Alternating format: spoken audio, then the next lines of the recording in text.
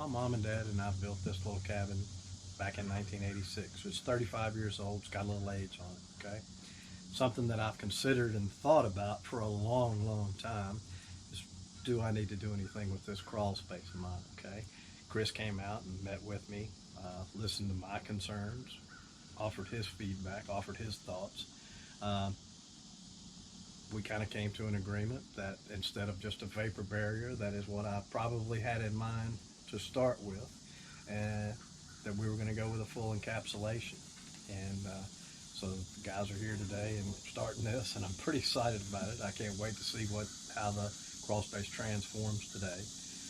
Again, just my initial interaction, my first phone call to Fortress. Good customer relations on the telephone.